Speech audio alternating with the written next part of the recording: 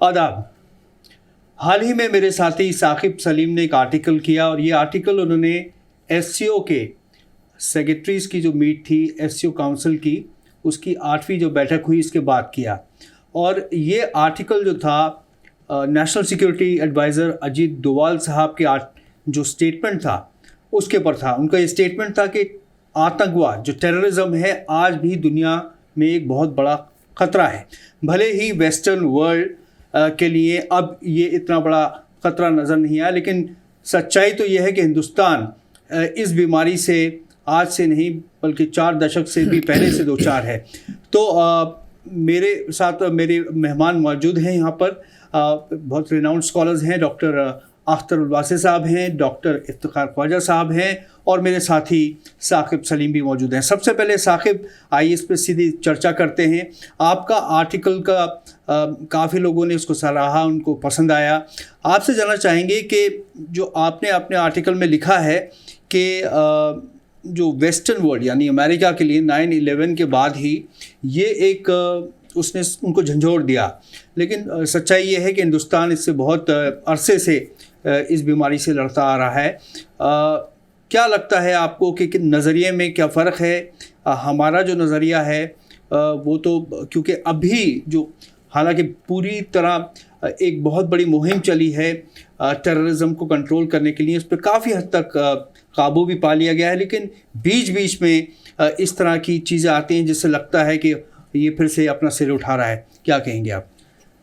शुक्रिया आतिर साहब। सबसे पहले टेररिज्म की जैसे आपने बात की कि टेररिज्म बार बार सर उठा रहा है और हमारे नज़रियात में क्या फ़र्क है अगर हम बात करें, तो सबसे पहली बात जो कि मुझे समझ में आती है कि वैसे तो टेररिज्म हमेशा से है, जब से इंसान है, इंसानियत है, टेररिज्म है। लेकिन मॉडर्न वर्ल्ड के जो कंटेक्स्ट में अगर हम देखें तो टेररिज्म हिंदुस्तान ने बहुत पहले से देखा है। जब से आज़ाद हुआ तो वो देख रहा है। टेररिज्म 1971 में हमारे प्लेन्स हाईजैक हो रहे थे, 1974 में हमारे प्लेन्स हाईजैक हो रहे थे, हमारे प्राइम मिनिस्टर्स को गोली मार दी गई, उनका कत्ल हुआ, हमारे प्राइम मिनिस्टर्स को बम ब्लास्ट में मारा गया। ये सारी चीज़ें हिंदुस्तान ने झेली हैं। लेकिन जब बात आती है और हम जब जाकर कहते थे किसी वेस्टर्न कंट्री को, तो वो कहते थे कि नहीं नहीं ऐसा कुछ नहीं होता है। उन्होंने बल्कि अगर देखा जाए तो जिसे आज वो टेररिज्म कहते हैं, खुद टेररिज्म कहते हैं, उसे उन्होंने अब खुद पाला और पोसा 80 की दहाई में। तो ये सारी चीज़ें उन्हें तब समझ में आई जब उनकी अपनी ज़मीन पर कोई हमला हुआ, और उससे ज़्यादा जब तक हमारे यहाँ खून बह चुका था। तो सबसे पहले तो उन्हें तब ये समझ में नहीं आया, और ये आज भी जब ये बात हमारे NSA साहब ने कही तो एक नज़रिया सामने से ये आया कि दुनिया में और मुद्दे चल रहे हैं, अब ये मुद्दा तो पीछे हो गया है। आप ग्लोबल वार्मिंग की बात कीजिए, आप बाकी चीज़ों की बात कीजिए, लेकिन वो इसलिए है क्योंकि जो मुश्किलात हम देख रहे हैं एज इंडियन या फिर एशियन कंट्रीज़ भी देख रही हैं बाकी भी, तो वो सब परेशानियां क्योंकि USA के सामने नहीं है, तो उनका मीडिया उसे उस नज़र से देखता भी नहीं है। जी डॉक्टर वासे, आपसे पूछना चाहेंगे कि अगर हम आतंकवाद की बात करें हिंदुस्तान में, बहुत एक बड़े जिसको कहते हैं मुहिम चली, और इस मुहिम में national security adviser Ajit Doval साहब का एक बहुत बड़ा रोल रहा है, क्योंकि वो इस बीमारी के ख़िलाफ़ जो एक अवेयरनेस शुरू करने में उनका बहुत बड़ा रोल है। उस ज़माने में जब लोगों को लगता था कि टेररिज्म कोई बहुत बड़ा मसला नहीं है और ये निपट जाएगा, दाएं बाएं हो जाएंगे लोग, लेकिन उनकी एक कन्विक्शन थी, उनको लगता था नहीं एक बहुत बड़ी संकट, एक बड़ी समस्या खड़ी होने वाली है, न सिर्फ देश के सामने, पूरी दुनिया के सामने। उन्होंने काफ़ी जद्दोजहद की, बहुत कुछ कंट्रोल हो गया है। अब ऐसे पहले एक ज़माना था, आपको याद होगा कि जब हम सरोजनी नगर मार्केट जाते थे शॉपिंग के लिए, तो हमें डर लगता था कि न जाने कहाँ बॉम्ब ब्लास्ट हो जाए। आए दिन इस तरह की बॉम्ब ब्लास्ट की खबरें आती, तो अब एक बहुत बड़ा रिलीफ है कि उस तरह की खबरें। लेकिन कश्मीर की अगर हम बात करें तो कश्मीर एक नई दिशा की ओर जा रहा है। It's going in new direction, जहाँ पर डेवलपमेंट और जो यूथ हैं वो उनको मौका मिला है अपने हुनर दिखाने का, और एक नए नज़रिए से देखा जा रहा है। लेकिन फिर भी वहाँ पर हम आए दिन सुनते हैं कि कोई ना कोई ایسے انسیڈنٹس ہو جاتے ہیں جس میں کسی کشمیری پنڈت کو مار دیا گیا یا پھر کوئی لیبر ہے اس کو مار دیا گیا. اس کو آپ کیسے دیکھتے ہیں؟ اس میں کیا نظریہ ہونا چاہیے؟ دیکھیے جہاں تک سوال ہے اجیت ڈوبھال صاحب کا، وہ بنیادی طور پہ زمینی سچائیوں کو بہتر طور پہ سمجھتے ہیں. وہ خوابوں کی دنیا میں نہیں رہتے خالی، معاف کیجیے گا. اور دوسری بات یہ کہ وہ جب کشمیر کے اندر لوگ آج جانے کی کیا ہمت نہیں کرتے تھے، اس وقت وہ کشمیر گئے، کھلے عام گھومے اور انہوں نے صورتحال کا اندازہ کیا، اور اس کے بعد انہوں نے ایک طرح سے ایک پالیسی کی وضع کرنے میں حکومت کی مدد کی.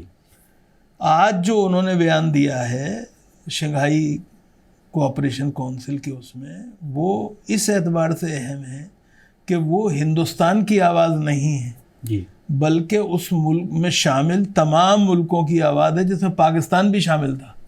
یہ بہت دلچسپ بات ہے. بالکل. اور پاکستان کو یہ سمجھنا چاہیے کہ تم میرے نشے من کے جلنے پہ تو ہنستے ہو، لیکن جو کوئی شعلہ رخ اپنا بدل جائے. اور پاکستان نے خود اس کو دیکھا ہے. بالکل. جی ٹیررزم وہ جو بنیادی طور پہ پاکستانی طالبان کہلاتے ہیں، آج وہ ان کی گلی کی ہڈی بنے ہوئے ہیں، بالکل کھوکھلا بنا دیا ہے. نہیں اور نہیں، آپ ایک بات سنیے، ہندوستان میں اللہ سلامت رکھے اور خیر سے رکھے کہ بہرحال ایسا ہے کہ مسجد، کیا مقبرے، کیا جو امام بارگاہیں، اسپتال، اسکول، یہ سب جو ہیں اس طرح سے داؤ پہ نہیں ہے جیسے کہ پاکستان میں لگے ہیں. بالکل. یہ خیال رکھنا چاہیے. اور بنیادی طور پہ اس کے لیے کس نے ہوا کیا تیار کی، فضا کس نے تیار کی؟ خود پاکستان نے تیار کی. اور بنیادی طور پہ یہ نہیں سوچا کہ اس کے نتائج کیا ہوں گے، کیونکہ جو کنواں کھودتا ہے وہ یہ نہیں بھول جاتا ہے کہ اس میں بھی گر سکتا ہوں، اور وہ گرے. ہمارے قومی سلامتی مشیر اجیت ڈوبھال صاحب نے جو کچھ کہا ہے وہ اس اعتبار سے حقیقت پسندانہ ہے کہ ٹیررزم کسی ایک ملک کی کا مسئلہ نہیں ہے، بلکہ ساری دنیا کا مسئلہ ہے. ہندوستان کو، کشمیر کو لے لیے، کشمیر کے بارے میں آپ بات کر رہے ہیں.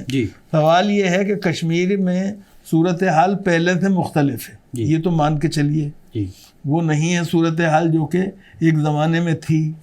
لیکن یہ بھی اپنی جگہ حقیقت ہے کہ جو کشمیر کے عوام ہیں ان کو بنیادی طور پہ سانس لینے کی ایک طرح فرصت ٹیررزم نہیں دیتا ہے، کیونکہ کوئی نہ کوئی ایسا واقعہ کر بیٹھتے ہیں وہ جس سے کہ ساری دنیا کی توجہ ان کی طرف ہو جائے.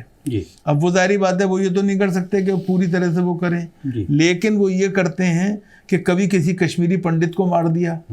کشمیری پنڈت، دیکھیں کشمیری پنڈت کے بغیر کشمیر کا تصور نہیں کیا جا سکتا. بالکل. کشمیر جو ہے وہ زمین کا نام نہیں ہے، کشمیر بنیادی طور پہ ایک جذبے کا، ایک تہذیب کا نام ہے، اور اس جذبے اور تہذیب کو ہم کشمیریت کہتے ہیں. اس کشمیریت کا جزو لا ينفک ہیں ہمارے پنڈت. اور مجھے خوشی ہے کہ اس معاملے میں پاکستان کشمیر کی تمام جماعتیں جو ہیں وہ چاہے کوئی بھی ہو، وہ اس کے لیے تیار ہیں کہ کشمیری پنڈتوں کو باعزت آنا چاہیے اور رہنا چاہیے. لیکن انہوں نے سوچا کہ کشمیری پنڈتوں کو خالی ٹارگٹ بنانے سے کام نہیں چلے گا، تو وہ مزدور جو یہاں سے گئے وہاں کام کرنے کے لیے ان کو نشانہ بنانا شروع کر دیا. اور اس میں جو دلچسپ بات ہے کہ بہت اہم بات یہ ہے کہ خالی غیر مسلم دیکھ کے نشانہ نہیں بنایا جاتا، بلکہ کوئی بھی پرامن ہندوستانی ہو اس کو نشانہ بنایا جاتا ہے. وہ مسلمان بھی ہو سکتا ہے، وہ ہندو بھی ہو سکتا ہے. اس کا خیال رکھنا چاہیے یہ بات. اب اس صورتحال میں ہمیں کیا کرنا چاہیے؟ ہمارا طریقہ یہ ہے کہ ہمیں پاکستان کو، میرا خیال ہے شنگھائی کوآپریشن کونسل میں یہ میسج سب سے زیادہ اگر کسی کے لیے تھا، چاہے ان کے ذہن میں نہ ہو، ظاہری بات ہے، میں یہ نہیں کہہ رہا ان کا ذہن پڑھنے والا میں کون ہوتا ہوں، لیکن بہرحال یہ سمجھتا ہوں میں کہ یہ ان کے لیے سب سے زیادہ پاکستان کے لیے تھا. اچھا واسف صاحب، ایک آپ نے پاکستان کی بات کی، پاکستان کی جو عوام ہے اب وہ کھلے عام اس بارے میں بات کرنے لگی ہے، چاہے وہ سوشل میڈیا پلیٹ فارمز ہوں، یوٹیوب چینلز ہوں، کہ وہاں پہ جو ٹیررزم کو جو ہوا دی گئی ہے اس کا انجام یہ ہوا ہے کہ اب وہ کھوکھلا ہو رہا ہے، پوری طرح سے کولیپس ہو رہا ہے. آپ اس کی اکانومی دیکھیں، وہاں پر لوگ اسٹیمپیڈ ہو رہی ہے، راشن کے لیے لائن لگ رہے ہیں ٹرکس میں، اب جو آٹا بٹ رہا ہے اس کے لیے لوگ لڑ رہے ہیں. تو ایک عجیب سی سچویشن ہے. عوام جو ہے اس بات سے اویئر ہے کہ ان کو کتنی بڑی مشکلوں کا سامنا کرنا پڑا ہے اس کی وجہ سے، اور جو گورنمنٹ یا ایڈمنسٹریشن آپ کہہ لیں یا پھر وہاں پہ ان کی فوج کو کہیں، ان میں ابھی بھی وہ یہ جس کو کہتے ہیں کہ ایک سمجھ نہیں آئی ہے. دیکھیے ایسا ہے کہ جو صورت حال ہے اس کو اس سے اندازہ لگائیے کہ پاکستان بنیادی طور پہ 3A ہیں، 3A ان سے گورن ہوتا رہا ہے: آرمی، امریکہ اور اللہ. اور اللہ بھی جب آتے ہیں جب کہ آرمی اور امریکہ ناکام ہو جاتے ہیں تو وہ معلوم ہوا کہ ڈیوڈ جو ہے اللہ کے نام، کریڈٹ اپنے نام. یہ صورت حال ہے. اور نتیجہ یہ ہے کہ ہندوستان کے حوالے سے جو کچھ کیا گیا وہاں پر وہ بنیادی طور پہ پاکستان کی آرمی ایک زخم خوردہ آرمی ہے جو کہ 1971 میں ڈھاکہ کے اندر جنرل نیازی کے ذریعے ہتھیار ڈالنے کو آج تک قبول نہیں کر پائی ہے ذہنی طور پہ. اور اس کا خیال رکھنا چاہیے، لیکن یہ سمجھنا چاہیے کہ آپ بہت دیر تک نہیں رہ سکتے. اور دیکھیے ایک بات سنیے، پاکستان کے اندر پاکستان کا بننا ہی ہمارے نزدیک صحیح نہیں تھا. جی میں اپنی بات نہیں کر رہا ہوں. 1953 میں محشر بدایونی بدایوں سے کراچی گئے. جی مشہور شاعر ہے. کراچی میں بیٹھ کے 1953 میں انہوں نے ایک غزل کہی جس کا ایک شعر آپ کو سناتا ہوں کہ بیٹھے ہوئے ہیں دھوپ میں سایہ نہیں نصیب، چپ ہے کہ بام و در کو خفا کر کے آئے. تو بنیادی طور پہ پاکستان کے حوالے سے اگر ہم بات کریں، اور ایک بات اور آپ سے عرض کر دوں میں یہاں پہ، پاکستانی جب دہشت گردی کو ہوا دیتے ہیں، اور پاکستان میں معاف کیجیے گا بعض لوگ پاکستان کے حکومتوں کے قبضے سے بھی باہر ہو گئے ہیں، جیسے حافظ سعید ہیں جی، یہ دوسرے لوگ ہیں، سمجھے، دنیا انہیں جانتی ہے، ایسی بات نہیں ہے. اقوام متحدہ کے اندر ان کا کیس بار بار آ چکا ہے. وہ ایک پہلو کو اور نظر انداز نہیں کرنا چاہیے کہ پاکستان میں بعض اشرار اور بعض دہشت گرد اور انتہا پسند جب کوئی تخریبی کارروائی کرتے ہیں تو اس کا مقصد صرف ہندوستان کو پریشان کرنا نہیں ہوتا ہے، بلکہ ہندوستانی مسلمانوں کو سب سے زیادہ سزا دینا مقصود ہوتا ہے کہ تم کیوں ایک سیکولر نظام کا حصہ بنے رہے اور ہمارے ساتھ نہیں آئے. ڈاکٹر افتخار آپ سے جاننا چاہیں گے کہ ثاقب نے اپنے آرٹیکل میں ایک حوالہ دیا ہے پروفیسر لیونارڈ ونبرگ کا، جنہوں نے کہا ہے کہ ٹیررزم کی جو ڈیفینیشن ہے وہ خالی فزیکل نہیں ہے کہ بام بلاسٹ کر دیا یا کسی کو مار دیا، اس کی ڈیفینیشن ایک سائیکولوجیکل بھی ہے جو ایک بڑھاوا دیتی ہے فنڈامنٹلزم کو، جو آئیڈیالوجی کو وارپ کرتی ہے، اس کو آف دا ٹینجنٹ لے جاتی ہے. مثلا یومیٹکس ایک نیا موومنٹ شروع ہوا ہے جو ینگ لوگ ہیں وہ کر رہے ہیں. اب یہ بتائیں کہ اس صورتحال میں یہ جب سائیکولوجیکل ہے، سائیکولوجیکل وارفیئر یا سائیکولوجیکل پروپیگنڈا کہ ویریس میڈیم سے ہو سکتا ہے، اس پہ کیسے روک لگائی جا سکتی ہے، اس پہ کیسے ڈیل کرنا چاہیے اسپیشلی انڈین مسلمس کو؟ دیکھیے آپ کا جو آرٹیکل ہے اور اجیت ڈوبھال صاحب کا جو اسٹیٹمنٹ ہے اس کو آپ کا سوال بہت چھوٹا کر رہا ہے. آپ اس کو انڈین مسلمس پہ لے آئے. اس کا انٹرنیشنل گلوبل پرسپیکٹیو ہے جس کنٹیکسٹ میں انہوں نے پوری بات کی ہے. بالکل. تو ہم کو ان کے اسٹیٹمنٹ کو کنفائن کر کے اس کی جو گلوبل سگنیفیکنس ہے، جو اس کی ڈپلومیٹک ویلیو ہے، ہم کو اس کو کم نہیں کرنا چاہیے. آپ کی انٹینشن وہ نہیں ہے، میں جانتا ہوں، لیکن میرے لیے یہ کہنا ضروری ہے. ہم گفتگو کر رہے ہیں بنیادی طور سے ٹیررزم پر. ٹیررزم کی عاطف صاحب 3 ڈائمینشنز ہیں. جی. ایک ڈائمینشن تو ٹیررزم کی یہ ہے کہ یہ شروع ہوا، اگر آپ کو یاد ہو، لیلا اخیلیہ فلسطینی خاتون تھیں جی. جنہوں نے پہلی مرتبہ ہائی جیک کیا تھا، اور اس ہائی جیکنگ کے نتیجے میں فلسطین کا جو کاز تھا وہ ایک دم سے تمام دنیا میں متعارف تو پہلے سے تھا، معروف ہو گیا، پاپولر ہو گیا. جو ٹیررسٹ ایکٹ ہوتا ہے وہ دنیا کے کسی بھی حصے میں ہو، جی. اس سے جس طرح سے وہ اپنی کلائنٹیل کو کیپچر کر لیتا ہے، جی. اس کا کوئی دوسرا وائی میڈیا نہیں ہے. ایک بات. دوسری بات یہ کہ سوشل میڈیا اب کارپوریٹ میڈیا کو بہت پیچھے چھوڑ چکا ہے. جی. میں سانس لے رہا ہوں اور ساتھ میں میری انفارمیشن چل رہی ہے. جی. تو سوشل میڈیا کا یہ جو بے لگام پھیلاؤ ہو گیا، کوئی بھی شخص آج ایک کیمرہ لے کر، 2 لائٹیں لے کے، ایک کرسی لے کے بیٹھ کر اپنی بات 8.5 بلین لوگوں تک پہنچانے میں سکشم ہو چکا ہے. جی. ایک ڈائمینشن ہے. دوسری چیز یہ ہے کہ ٹیررزم ہمارے ملک میں ہی نہیں آیا، آئرلینڈ میں بھی آیا، جی. نسلی شکل میں ساؤتھ افریقہ میں آیا، بلکہ افریقہ کا تو پورا کنٹیننٹ جو ہے نا وہ کسی نہ کسی طرح سے، میں تو اس کو کہوں گا، اسٹیٹ ٹیررزم کی گرفت میں رہا، جس کا نتیجہ آج ہم بھگت رہے ہیں، بوکو حرام اور کیا دنیا میں چیزیں ہو رہی ہیں. یہ دوسری اس کی شکل رہی ہے. تیسرا جو اس کا ڈائمینشن ہے وہ ہم سے متعلق ہے، جی. جس پر بھی ہمیں کھل کے بات کرنی چاہیے. ہماری ڈائمینشن یہ ہے کہ ہمارے ہاں جو ٹیررزم آیا وہ بھی 3 راستوں سے آیا. پنجاب کے اندر جو تحریک خالصتان کی چلی، جی. وہ کس کی تحریک تھی یہ دنیا جانتی ہے.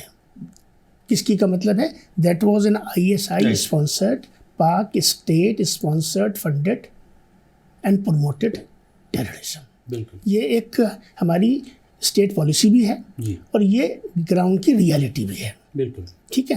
اور پنجاب میں کتنا خون بہا اور اس سے کتنے رشتے خراب ہوئے، جی. اور اس کا جو کلمینیشن ہوا وہ بلو سٹار آپریشن سے ہوا، جی. جو ہماری تاریخ کا، ہماری تہذیبی اور تمدنی تاریخ کا ایک سیاہ باب ہے. جی. جس طریقے سے بابری مسجد کی شہادت جو ہے وہ ایک سیاہ باب ہے. یہ آسام میں نیلی کا جو فساد ہے، جس وقت ہندوستان میں الائنمنٹ سبمٹ ہو رہی ہے اور 46 ملکوں کے مسلم سربراہان اس نئی دہلی میں موجود ہیں، جی. اور مسز گاندھی کا دور ہے، اس دن آسام دہلی میں 3000 مسلمانوں کا 16 گاؤں کے اندر قتل کیا گیا. جی. یہ وہ سیاہ باب ہیں جن سے نہ انسان اور نہ انسانیت، اور خاص طور سے ہمارا وطن عزیز جو ایک تہذیب کا نام ہے، وہ تو علیحدہ کر ہی نہیں سکتا ہے. ٹھیک ہے. جی. ہماری دقت وہاں ختم نہیں ہوئی. جی. اس ٹیررزم کو 89 میں جو واقعات کشمیر میں ہوئے، جی. 89 سے پہلے کا کشمیر اور 89 کے بعد کا جو کشمیر ہے، جی. وہ ابلتا ہوا کشمیر ہے. اسی کے نتیجے میں جی. ہمارے جو کشمیری پنڈت بھائی ہیں وہ کئی لاکھ کی تعداد میں، جی. ان کو وہاں سے وہ نکلے نہیں. ایک ہوتا ہے بائی چوائس کسی جگہ کو چھوڑنا. پورا ہندوستان کھلا ہوا ہے، میں دلی میں رہتا ہوں، کل میں بمبئی میں جا کے بس سکتا ہوں، کوئی ایشو نہیں ہے. جی. لیکن مجھے اپنے وطن میں اپنا گھر چھوڑنے پر مجبور ہونا پڑے، اتنا ہی نہیں بلکہ مجھے گھسیٹ کے وہاں سے نکالا جائے. جی. جی. جس کے بارے میں میری رائے یہ رہتی ہے، اور میں کشمیر کے لوگوں سے یہ کہتا رہا ہوں، آج بھی کہتا ہوں، کتاب میں بھی لکھا ہے یہ بات، کہ کشمیر کی ریاست واحد مسلم اکثریتی ریاست ہے. جی. اس واحد اکثریتی مسلم ریاست میں اقلیتوں کے ساتھ جو سلوک روا رکھا جائے گا، جی. انسان وہاں بھی بستا ہے، انسان یہاں بھی بستا ہے. صحیح بات. جو تمام دنیا میں انسان بستا ہے. جی. اور انسان کی قدریں اور انسان کی جو نفسیات ہے جی. وہ انہی انسانی بنیادوں پر ہی طے ہوتی ہے اور اسی سے گورن ہوتی ہے. جی. اگر وہاں رویہ اچھا رہتا، جی. میں تو سلام تحسین پیش کرنا چاہتا ہوں وطن عزیز ہندوستان کو، اور اس کی سیکولرزم، اس کی جمہوریت، اس کی قیادت، اس کی رولنگ اور اس کی اپوزیشن، تمام پارٹی کو، تمام سول سوسائٹی کو، کہ وہاں جو گھٹا اس کے اثرات اس خطے میں نہیں پڑے. یہ وہ اسٹرینتھ ہے ہندوستان کی مٹی کی، جی. جس کی بیس پہ اجیت ڈوبھال صاحب کھڑے ہو کر SCO کی سیکیورٹی ایڈوائزرز کی میٹنگ کے اندر یہ بات کہہ سکے کہ دنیا میں سب سے بڑا مسئلہ اگر آج کی ڈیٹ میں کوئی ہے تو وہ ٹیررزم ہے. ہندوستان یونائٹڈ نیشنز میں کب سے یہ کوشش کر رہا ہے, آج تک وہ کوشش چل رہی ہے کہ یونائٹڈ نیشن سیکیورٹی کاؤنسل ہی نہیں, یونائٹڈ نیشنز کی جنرل اسمبلی ٹیررزم پہ ڈیبیٹ کر کے it should come out with a perfect definition of terrorism. جب ہندوستان پنجاب میں جل رہا تھا, کشمیر جل رہا تھا, اور ہماری اس وقت کی حکومتیں امریکہ سے یہ کہہ رہی تھی, ویسٹرن پاور سے, یورپ سے یہ کہہ رہی تھی کہ بھائی یہ ٹیررزم ہے, اس کو ایکسیپٹ کر لو, لیکن ان کے کیونکہ اسٹریٹجک انٹرسٹ پاکستان کے ساتھ لگے ہوئے تھے, کل بھی لگے ہوئے تھے, غلط فہمی میں مت رہیے, آج بھی لگے ہوئے ہیں وہ انٹرسٹ جو ہیں. ہندوستان کے ساتھ, ہندوستان کی پالیسی کے ساتھ امریکہ 100% ایکسکلوسیولی آپ کے ساتھ کھڑا ہو جائے گا, یہ غلط فہمی کسی کو ہو سکتی ہے, خواجہ صاحب کو نہیں ہے. وہ جو تھن لائن ہے بیچ میں, اور آپ دیکھتے ہیں بار بار کمپنسیٹنگ اسٹیٹمنٹس آتے رہتے ہیں امریکن فارن آفس کے کہ بھئی ہمارا ریلیشن شپ پاکستان کے ساتھ الگ ہے, and it has nothing to with India, اور ہندوستان کے ساتھ ہماری ریلیشن شپ الگ ہے.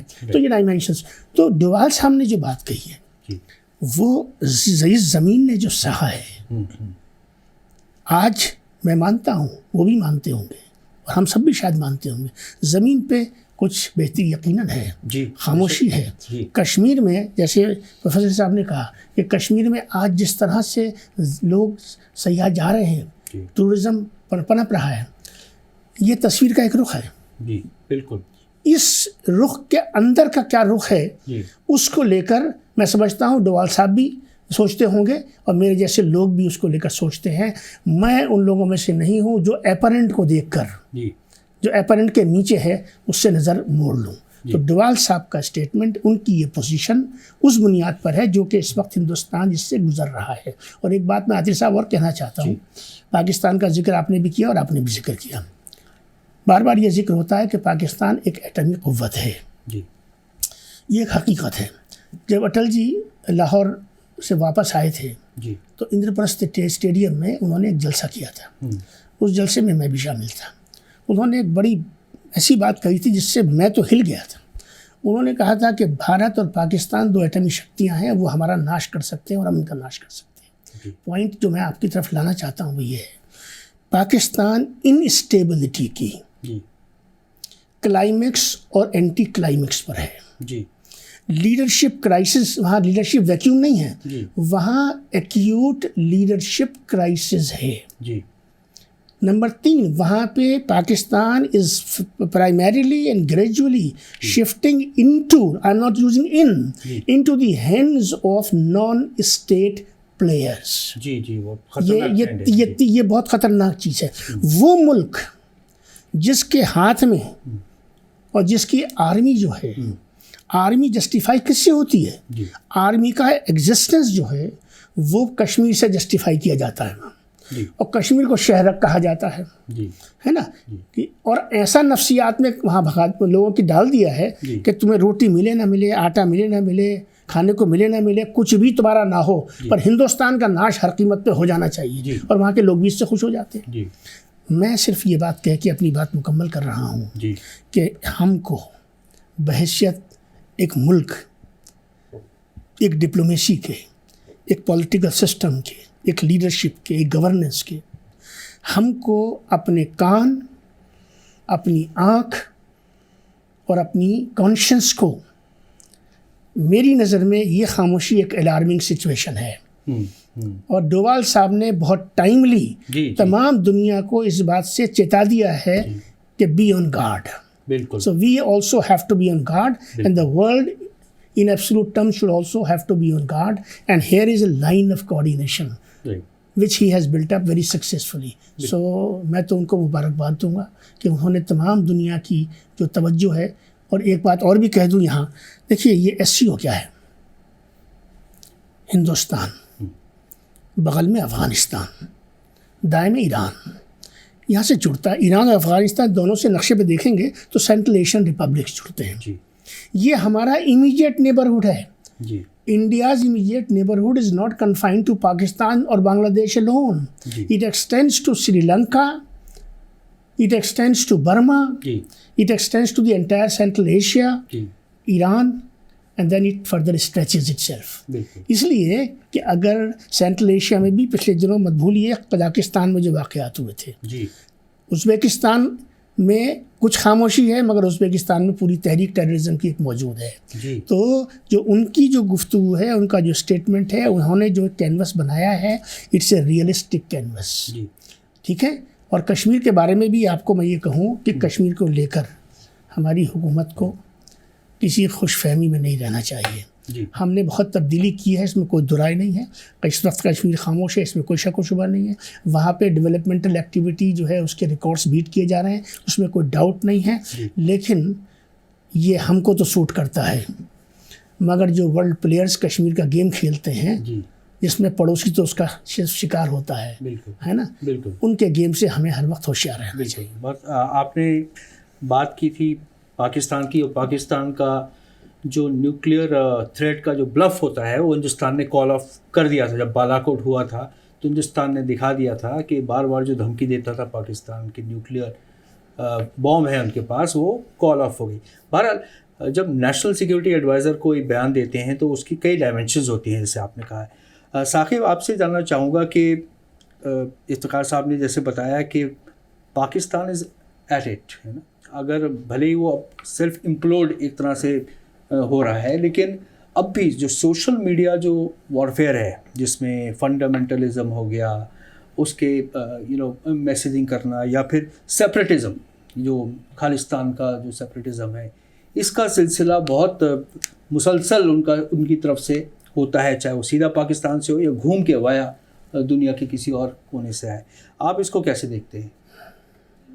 اس کے اصل میں آپ نے جو بات کہی, سب سے پہلے تو جو خواجہ صاحب نے بھی ایک دم سے پوائنٹ آؤٹ کیا کہ سوشل میڈیا ہے, آپ پوری دنیا کے لوگوں سے ایک دم جڑ سکتے ہیں. اصل میں جو میرا آرٹیکل تھا اس کا بھی مین مدعا یہی تھا کہ ٹیررزم اس لیے آج بھی امپورٹنٹ ہے اس پہ بات کرنا کیونکہ اس نے اپنی شکل بدلی ہے.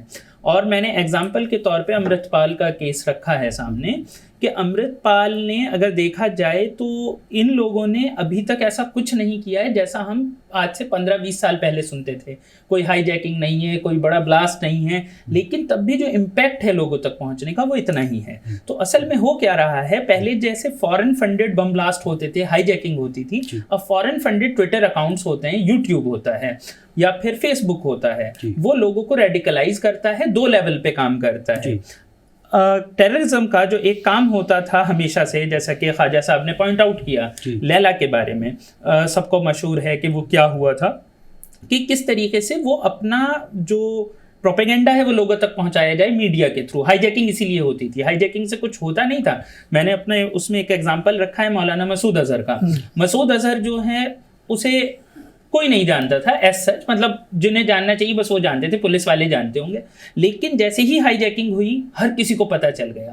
تب سے وہ ہر ایک میڈیا چینل پر کوئی چھوٹا سا بیان دے وہ دکھتا ہے وہ آدمی, تو وہ اس کو فائدہ ہوا. تو اب اس کی ضرورت نہیں ہے, اتنی اپنی جان کا جوخم لینے کی ضرورت نہیں ہے. اب ٹویٹر اکاؤنٹس چلتے ہیں, آپ دیکھتے ہیں کس طریقے سے کوئی بھی چھوٹی سی چیز ہوتی ہے, یہ مطلب یہ ایک الگ بحث ہو جائے گی, لیکن کوئی چھوٹی سی چیز ہوتی ہے جس کا کہ اتنا بھی امپیکٹ نہیں ہونا چاہیے, لیکن اسے اس طریقے سے پروموٹ کیا جاتا ہے ٹویٹر پہ. فورن ہینڈلز پروموٹ کر رہے ہیں, سپر پاور سے ایک دوسرے کے سامنے پروموٹ کر رہی ہیں, تو اس سے ایک تو ریڈیکلائزیشن ہوتا ہے, ایک ڈی لیجیٹیمائز کر دی جاتی ہیں اسٹیٹ پلیئرز کئی بار, جو پاکستان خود فیس کر رہا ہے. اگر دیکھا جائے تو جو خواجہ صاحب نے کہا کہ وہاں پہ ایکیوٹ لیڈرشپ کرائسس آیا کیسے, تو ہوا یہی ہے کہ انہوں نے اتنا زیادہ مطلب ایک طریقے سے ڈی لیجیٹیمائز کر دیا ہے اپنی سرکاروں کو.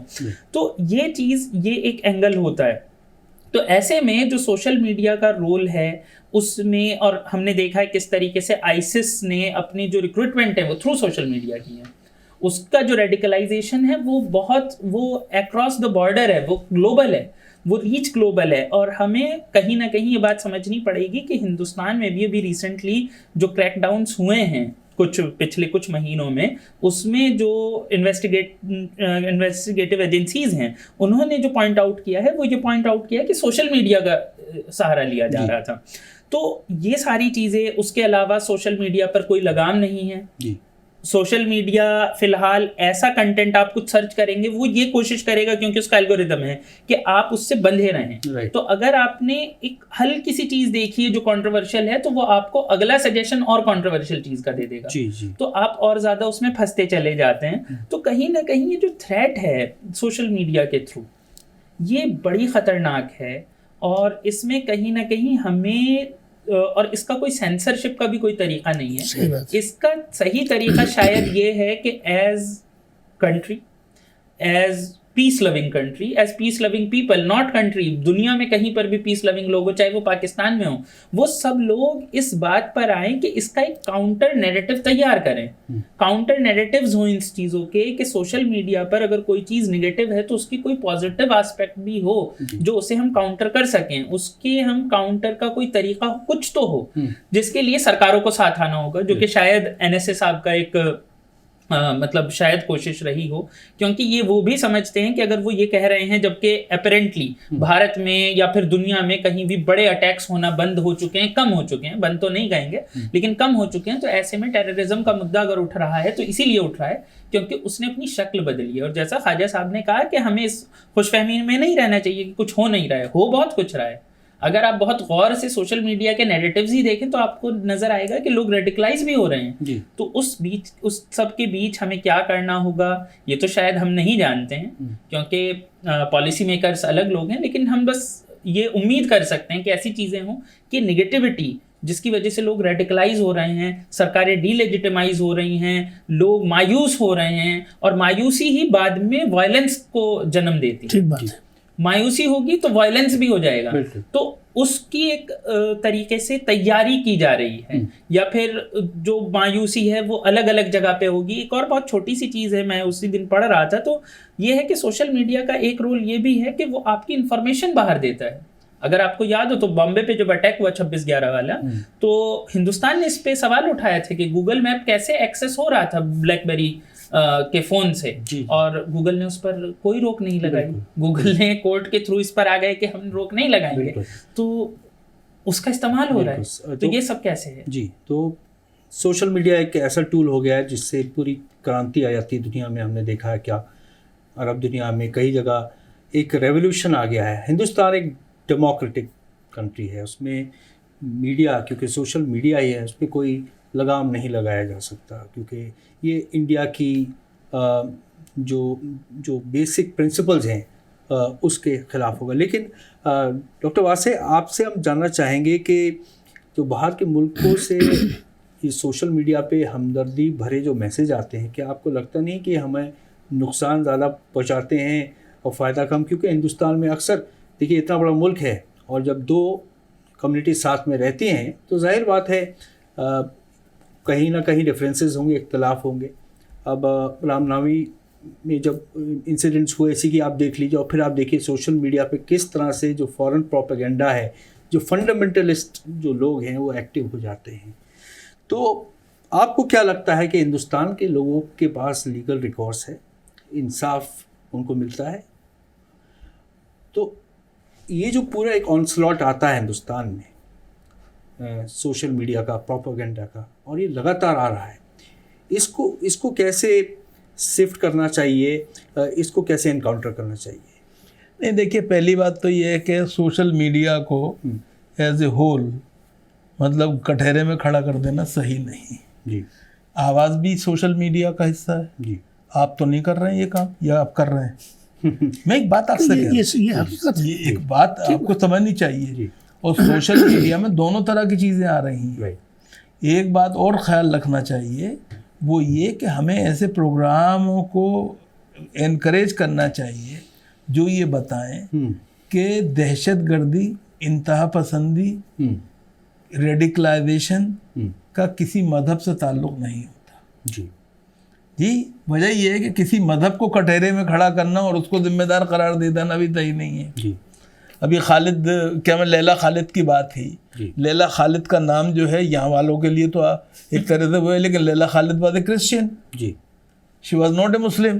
ایک بات آپ یہ بھی بات سچ ہے, اس زمانے کی بات ہے, جبکہ ہم لوگ یعنی کہ ہمیں جوانی میں قدم رکھ رہے تھے جب یہ ہوا تھا.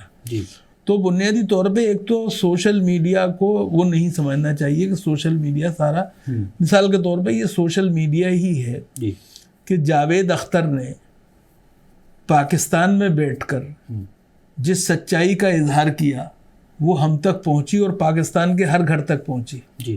اس پر ظاہری بات ہے ریئیکشن دونوں طرح کے ہوئے، یہ بھی خیال رکھیے دونوں طرح کے ہوئے، ایک طرفہ نہیں ہے. جی ظاہری بات ہے کہ جنہوں نے بلایا تھا انہیں بھی پتا تھا کہ کسے بلا رہے ہیں.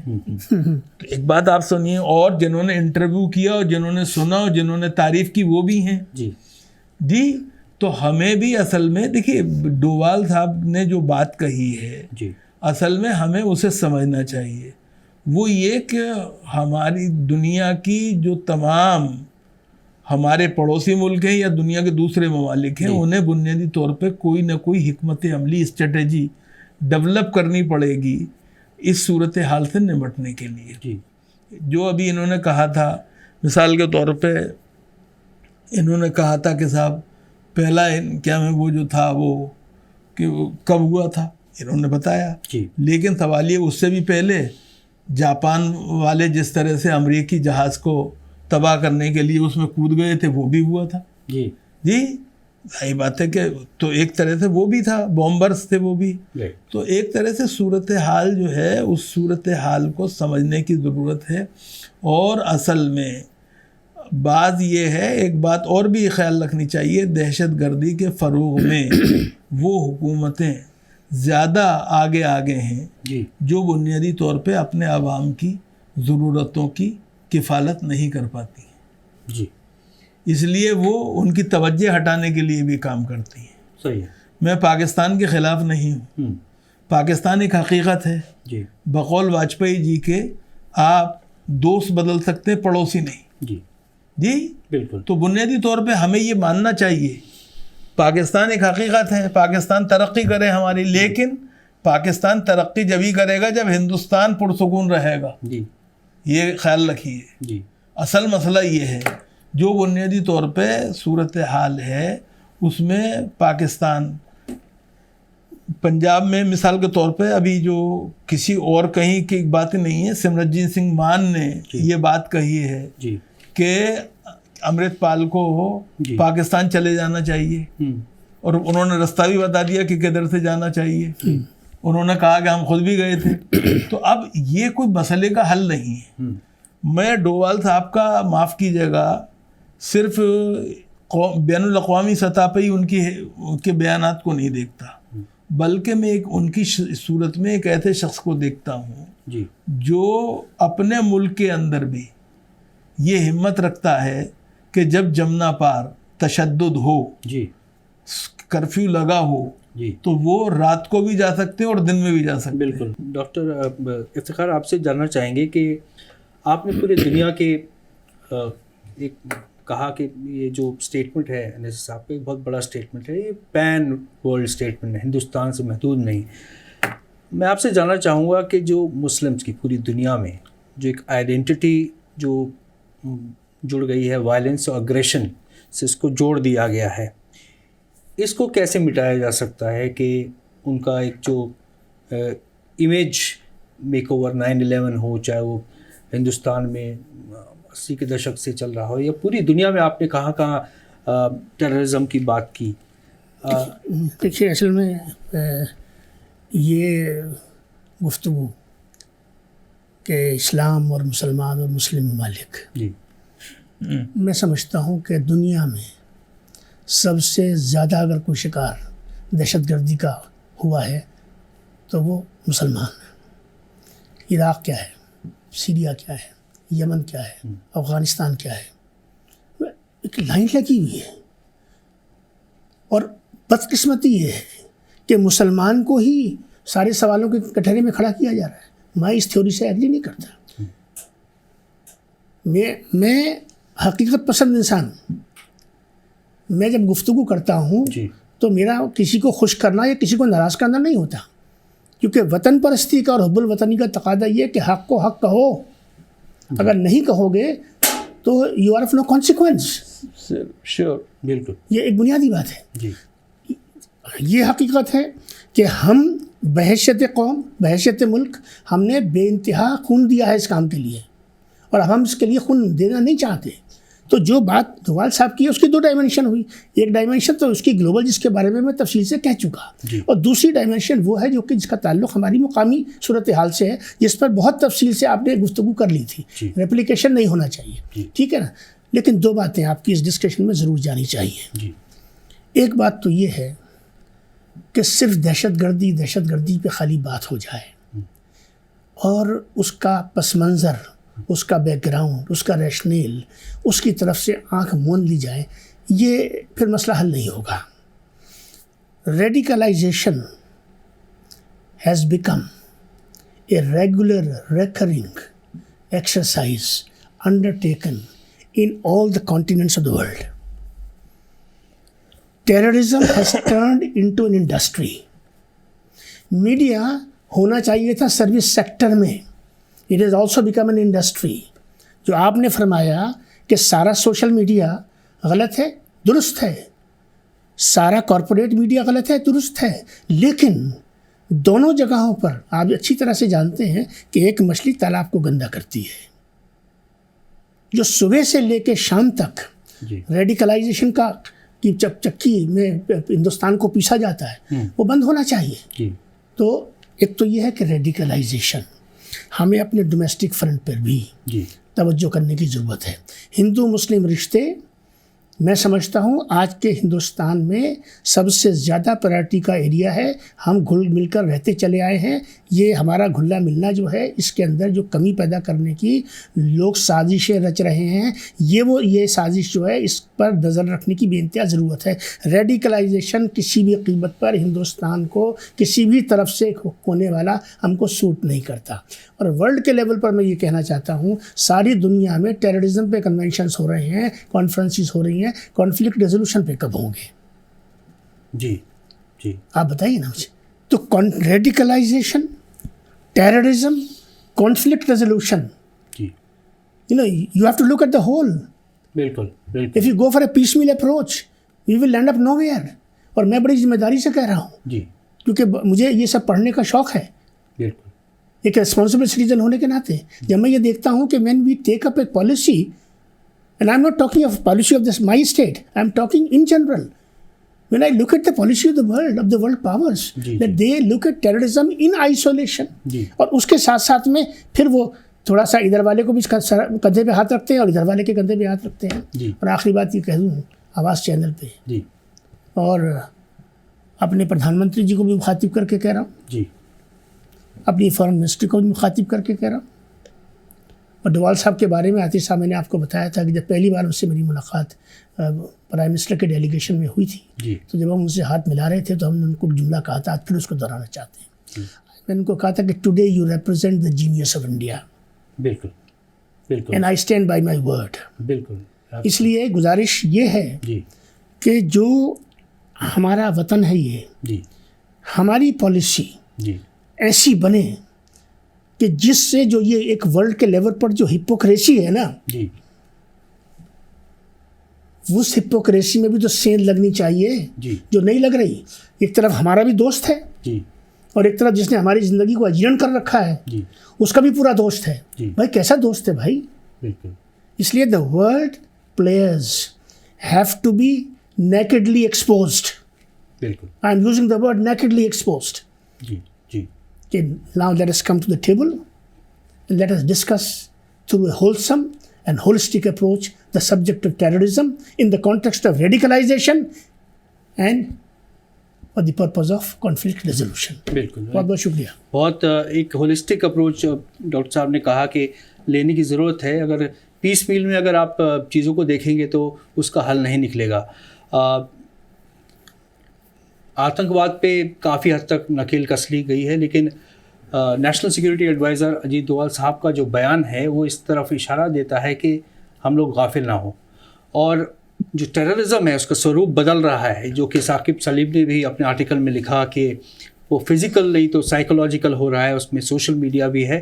تو ضرورت ہے سمجھداری سے کام لینے کی اور اپنے ایک ریسٹرین رکھنے کی، اور جو ایک کانفلکٹ ارائز ہوتی ہیں اس کا مینجمنٹ آج ایک بہت بڑی وقت کی ضرورت بن گئی ہے. میرے سارے مہمان یہاں پر مجھے آپ سے یہ اور کرنا تھا جی کہ بنیادی طور پہ جو خواجہ صاحب نے بات کہی ہے جی اس کو پیش نظر رکھنا چاہیے. جی دنیا سب کا تو غریباں سی ڈالا، اپنا ہی غریباں بھول گئے. جی جی یہ نہیں ہونا چاہیے. بنیادی طور پہ ملک کے اندر بھی جی جو ریڈیکلائزیشن ہیں جی وہ کسی ایک طبقے میں نہیں ہے، بالکل درست ہے. سب کے ساتھ ہے، بے شک. اور سب کی یکساں لگام لگانے کی کوشش کرنی چاہیے. اور اس میں میری نظر میں جی سب سے اہم رول جو ہے جی وہ ڈوبال صاحب جیسے لوگ ہی کیا میں پلے کر سکتے ہیں. جی بے شک. ہمارے سارے مہمان اسٹوڈیو میں آئے، آپ کو بہت بہت شکریہ. آداب.